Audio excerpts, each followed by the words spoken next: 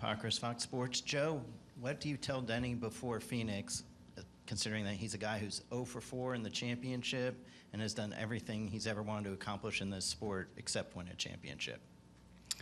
Yeah, what would I tell him? Yeah. Hall of Fame owner. Yeah, actually, to be quite truthful, over here, the coaches are right there, the crew chiefs. So they'll do most of the talking and planning and all of that.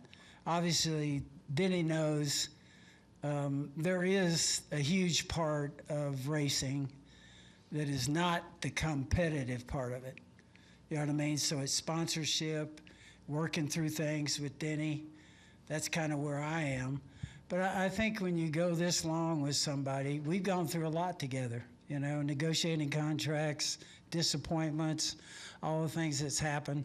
And I think when that kind of happens in a partnership and a relationship, you grow stronger and stronger if you can get through it.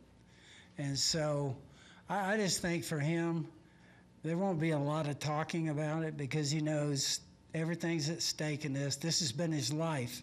This is all he's wanted to do is race cars.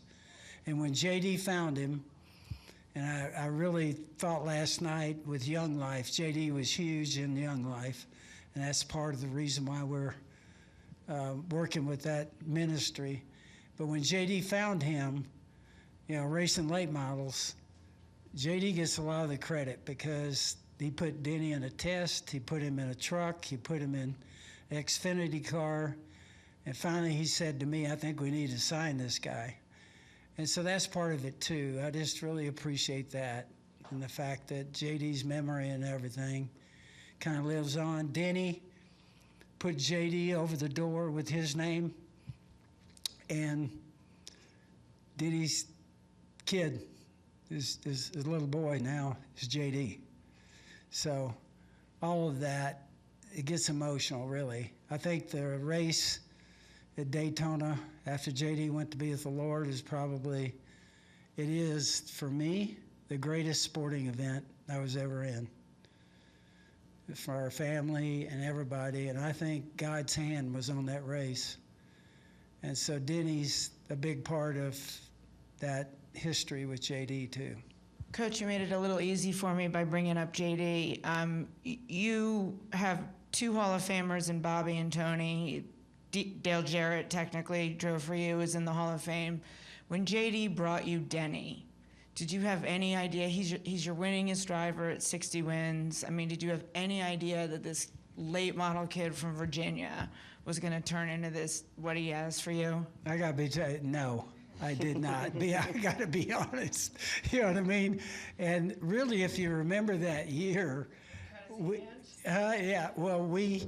we actually were struggling with the car, the FedEx car. And so halfway through, he only ran a half a year in Xfinity, which is amazing. And so we put him in there kind of as an experiment. And I think the 3rd race, he stayed on a pole, he was gone. And so he deserves a lot of credit in that. But, you know, I appreciate you mentioning JD there. It's a huge part of JD and Coy, both my boys. You know, they're a big part of our history and everything that we're going to do going forward. I got grandkids now that just love it and a part of it. And I got to tell you, we love what we get to do, NASCAR, and getting a chance to go compete every weekend against great owners, great teams. I just love it, and hopefully we're always going to be in it, our family.